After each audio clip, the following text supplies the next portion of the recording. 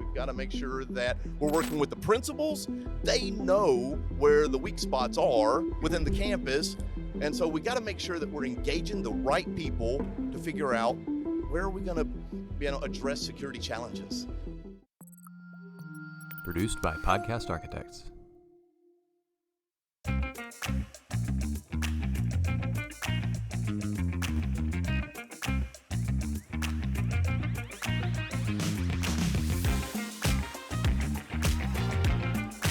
We're here at Midwinter 2024, first episode with the Path Forward Evolve to Solve. I've got two special guests. Let me introduce Russ Johnson, CEO, True North Consulting, board member, Lorena ISD, and Joe, he said you gave him permission, so I just want that to be out there before. That's I right. did not break chain of command. It's a good day to be a leopard.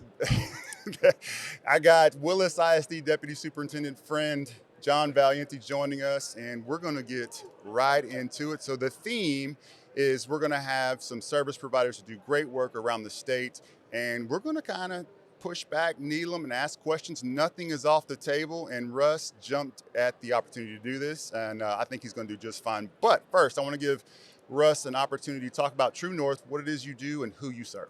Yeah, so thanks for having us. Super excited to talk about not just what we do, but how we help make a difference, because that's really what it's about. You know, in our industry, technology and safety and security and audiovisual, oftentimes it's about the stuff.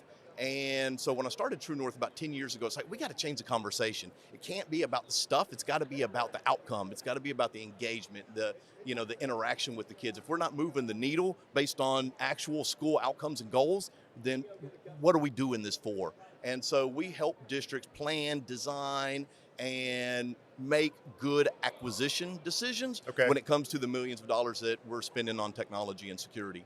That makes a lot of sense, and I like that you're leaning into what are we actually doing with the kids. And, right. And John, I want your perspective. I mean, you've been a principal, you've worked at a high school, you know how important security is. From a perspective of a fast growth district like Willis, what are some of the things you're considering and thinking about as security continues to evolve? Well, I think just some of the measures that have come out in the last legislative session with the film, the camera, the fencing around different perimeters, and then you can never have enough cameras. So where are you going to put your financial resources in to get your bang for the buck? Yeah. Well, we need to be investing in counselors and SROs, but we still have to have those building envelope barriers. We need to make sure our doors are secure. We've got to make sure that we're working with the principals. They know where the weak spots are within the campus. And so we got to make sure that we're engaging the right people to figure out where are we going to address security challenges. So my pushback would always be when talking about security and when campuses are looking at their facilities, I always start with, let me see your schedule. Let me see your master schedule first. Yeah. Let me see your duty schedule. Yeah. Let me see your staff, your FTEs, and thinking about, all right, are we efficient and are gaps mitigated by how we do business on a daily basis, right? I mean, what do you think, John? I mean, you know master schedule very well. Do you feel like there's things that you can do with the master schedules like, let's start there? Or is it a combination of both, security cameras, SROs? I think it's a combination of both, right? Especially with the master schedule. Are you heavy? Are you light? In the morning or in the afternoons? When are your conference periods? When do you actually have real human beings monitoring the hallways, which is teachers or paraprofessionals? Yeah. Where do you have your administrators based? Are you a two-story campus where you have half your APs upstairs, half downstairs? Where are your counselors based? Sure. And not just that, but also the resource programs that you have for kids when you're talking about safety and security. Like, what is the districts or the school's protocols, not just the cameras and the fancy technology? So it's a combination. Absolutely. Well, and I would lean into what John is saying. There's two people you should talk to when it comes to school safety. You should talk to someone that knows the technologies, someone like us, and then you should talk to the kids, because if anybody knows where there's no coverage, it's them. Okay. And, and so we spend so much time in silos talking, and we need to talk to facilities, we need to talk to technology, we need to talk to the chief of police. We also got to be talking to kiddos and saying, where do you know we're weak when it comes to security? They'll tell you if you ask them. They're the most honest people in the building by far. So, Russ, you're telling me that I need this, I need that. We've got security issues here and there. And what if I say, hey, I don't have the people to man the cameras, right? The cameras are stationary. They're in office. I got to go look at pull film. It's almost like an autopsy. We're looking at and that's a horrible way to put it, but we're looking at it after the fact. Absolutely. How do you help us with that? So that's a truth that we have to acknowledge in public sector. Private sector, you go to Target, they got someone sitting up there, 24/7. and they're watching everybody on aisle 9. And because I try to take batteries, but I'm just joking. I would never steal batteries. Toilet paper, man. No, but Lorena ISD, you're going to need a new board trustee. I know, right? And I'm running for re-election. This isn't going to help. No, but in schools, we don't have someone that's watching the cameras. It's always forensically used, and so that's a whole nother dichotomy that we've got to just unpack. And that's why we got to make sure we're dealing with the principals and know where the problem areas are, so that when we do go back to see who threw the first punch, who took Susie's purse, that we've got good coverage. But we're not going to catch it when it's happening, and that's the reality in public education. Let me ask you, you guys work with construction or architectural firms prior to development or construction of a new building, so you can give them that honest feedback and say, hey, you have a weak spot here for security. Do y'all do that prior? Absolutely. And so, and it's interesting because oftentimes they'll trivialize what we do, and it's like, okay, we know we need to put a camera everywhere there's an exterior door. We need to put a camera watching all the halls. And it's like, yeah, so that's the basics. Right? But we also have to understand the dynamics of the campus, the nuances, where programs are going to be, because, wherever my ISS is, or some of those special needs spaces or large open spaces, we've got to make sure that we're addressing that. But then we also have to come back after the contractor's done and do commissioning and make sure that we've got what we intended when it was designed on paper. And a lot of times that does not happen. A lot of times that does not happen. And they don't find out until it's too late. You have an incident, and they say, why were we not watching that part of the school? What do you, John, I'm asking you this question, what do administrators need to help make the process more timely, more efficient, and real time if possible, that we don't currently have? And I'll just throw my idea out there. Like, would we not have an app that directly connects into some type of camera, right, where we can immediately click it on the phone and where you don't have to go back to it? I don't know, but what do you think we need that's missing in the sector? I think that's a great piece where you can do 24/7 monitoring from your phone, right? Not that you have to have like a radar somewhere where somebody crosses where they're not supposed to be, but it's really like what you said. It's how accessible is it? We can have 100 million cameras, but like you said, we're not going to catch everything in action, right? Because the kids, they know where all the spider holes are at, and they know where all the dead spots are at. So it's really just being able to have it on our phones or on our iPads where we can see it 24/7. That's a great idea, actually, Rick. Well, and I have a few. Yeah. And one of the things to lean into that is, and we're not there, but with AI and where the technology in the industry is heading, why can't I build a baseline so during passing periods, I know what the traffic flow should look like. If the kids are moving at twice the pace, why can I not have some sort of notification that, hey, something's happening in the 400 hall because kids are moving faster and nobody's that excited about getting to geometry class.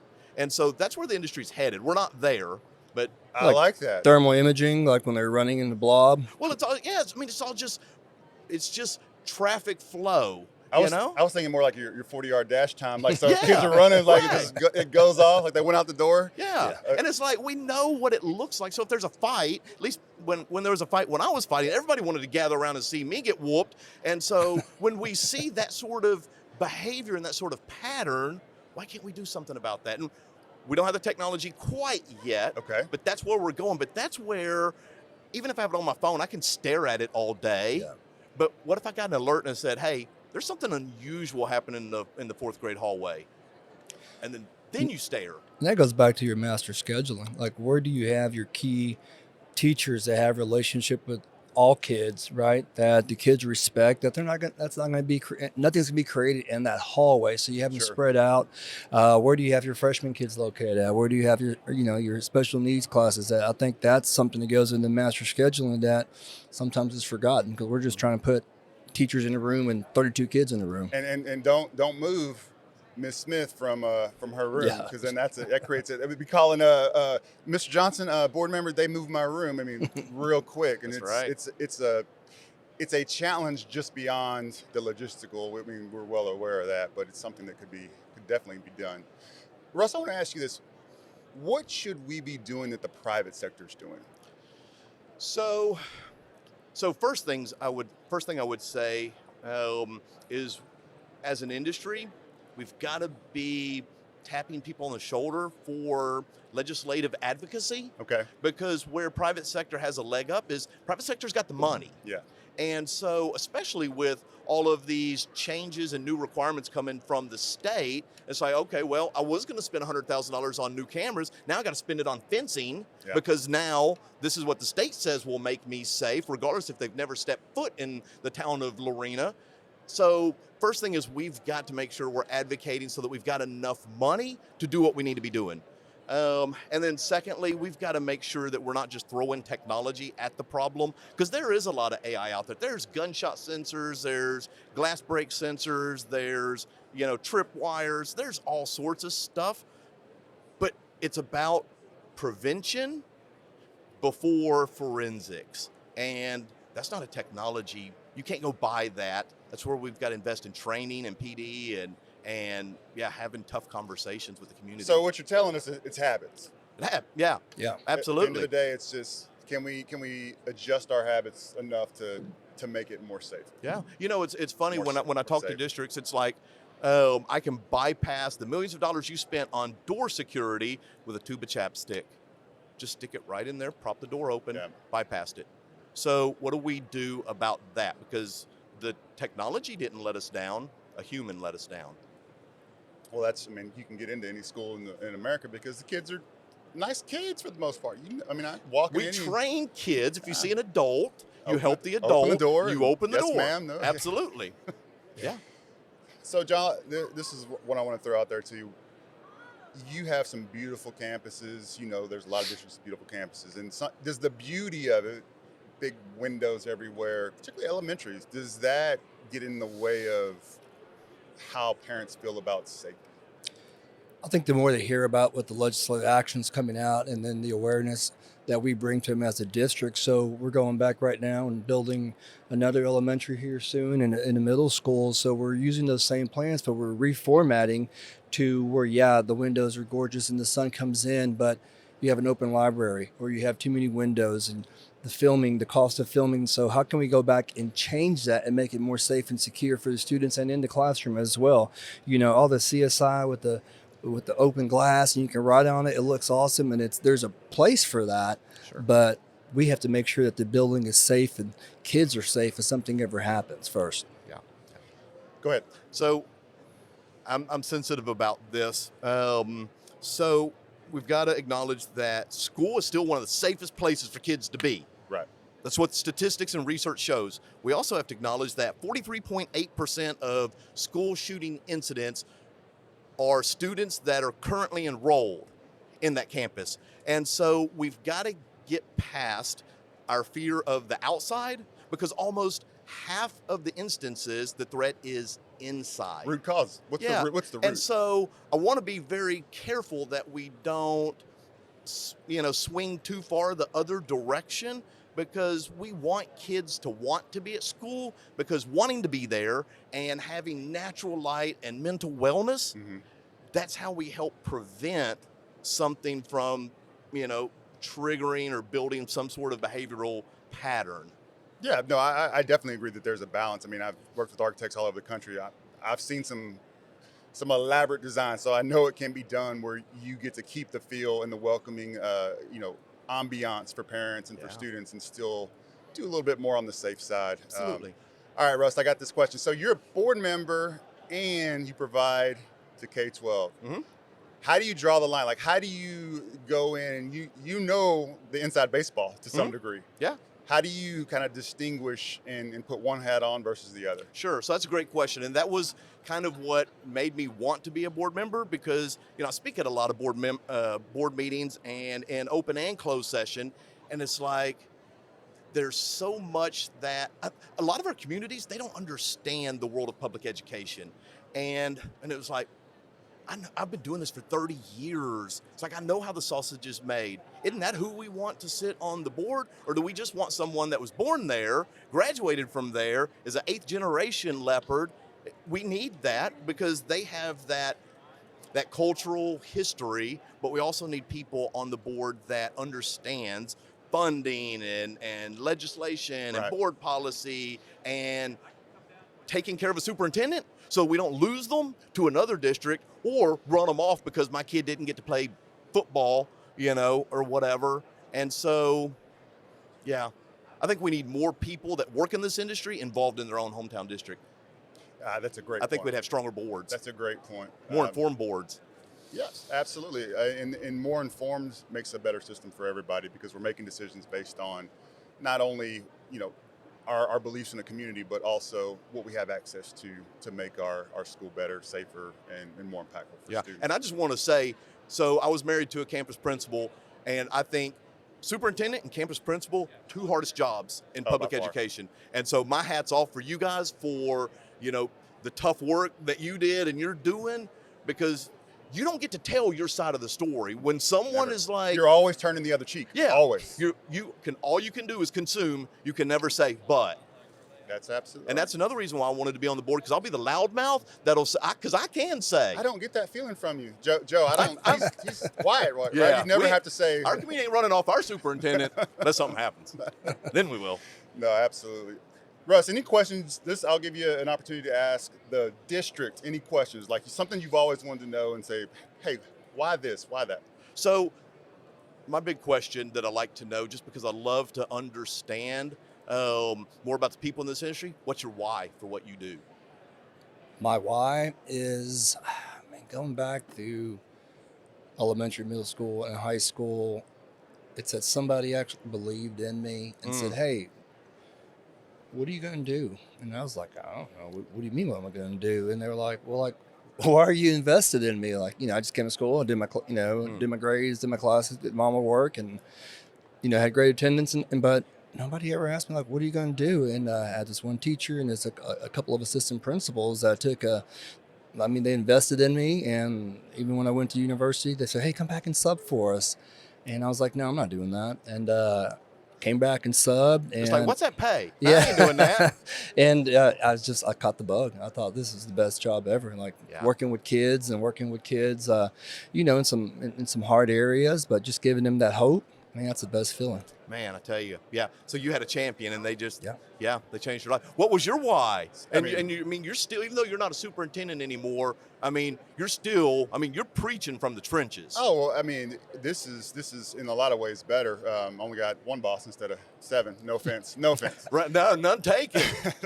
But with Accenture, they let me run wild and build things that are innovative for school districts. Yeah. Right? Whether that's on the facility side, whether that's on the programming side, whether it's on the tech side, we get to just have a whiteboard and say, make it happen.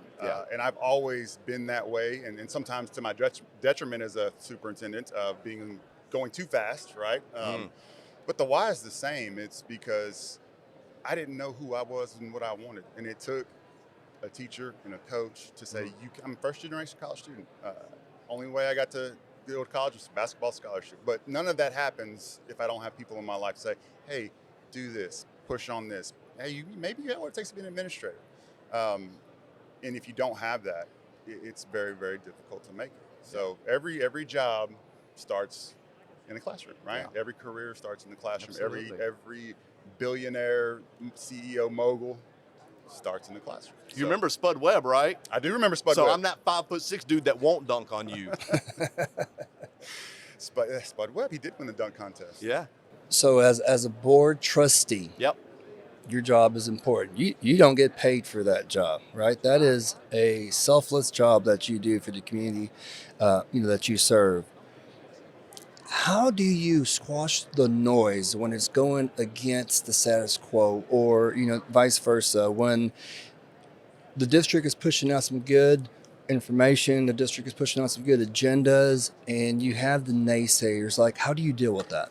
So you have to have thick skin. And I'll tell you, so I moved 3 miles from Midway ISD to Lorena ISD because I've wanted to be a board member, but I knew I didn't have the time to commit to a big district or a bigger district. And so I moved 3 miles and I had to run 3 times. And so, the first time, I ruffled some feathers and people were really harsh on social media. And so that kind of toughened me. I was already pretty thick-skinned. What did you ruffle feathers about? I'm curious now. Well, so if you can't tell, I've got a big personality. And so I think the general theme was we don't need some outsider coming in and telling us what to do. Gotcha. Some big city folk, Lorena's fine. And it's like, come on, guys, I didn't come from Los Angeles. I moved 3 miles on Spring Valley Road, just across the district boundary. But that was a perception, Sure. and that's what is good about small rural Texas towns is we're very mother hen protective. And so now that I'm on the board, we're getting ready to call for a bond election. So we need a lot of things. Our bond capacity is here. Our needs are here. And we've got people that are like, well, let's do nothing. I'm like, so how does that help solve the problem doing nothing?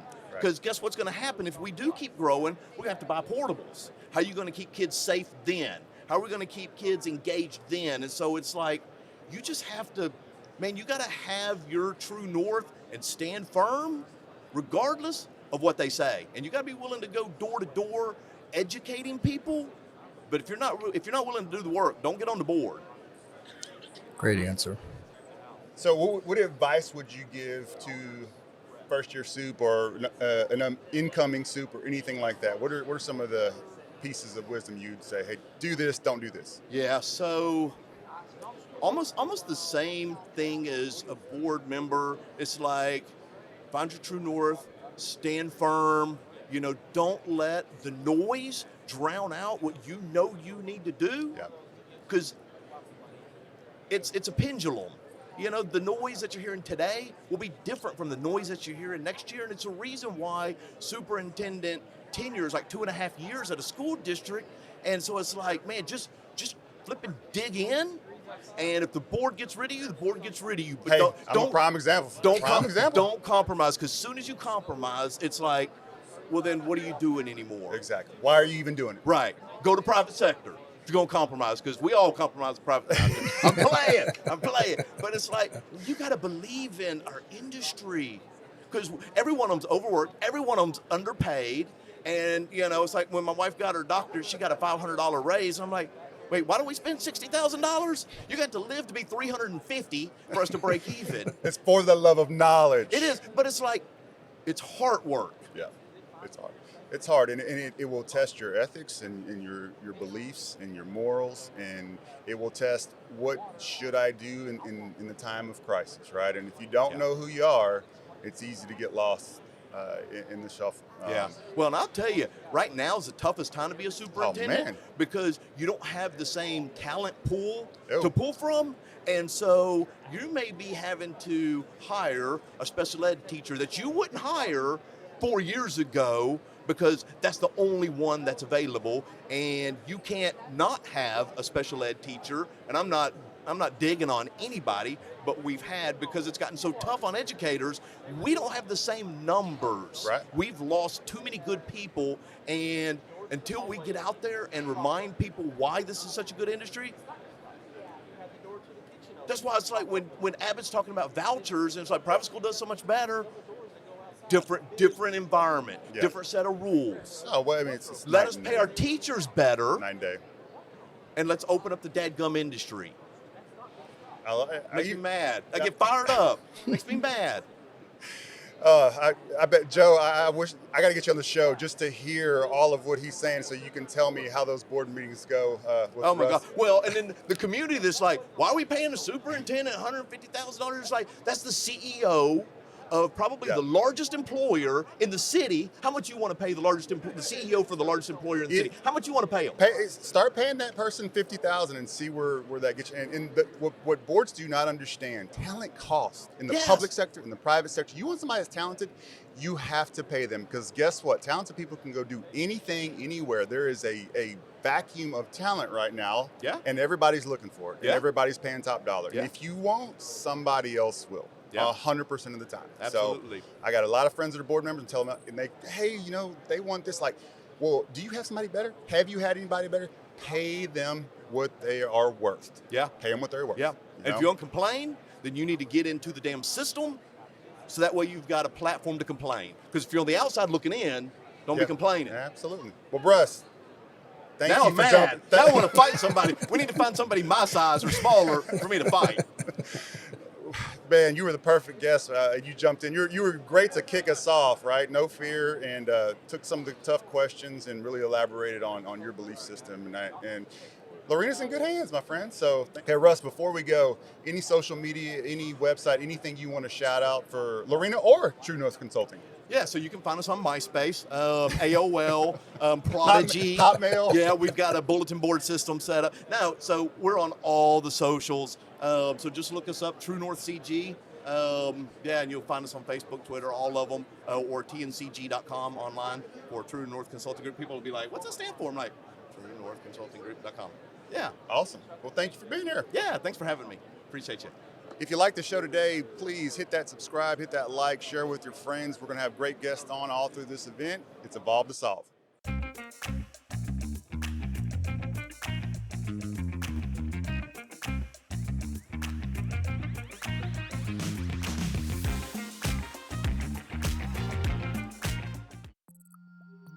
Produced by Podcast Architects.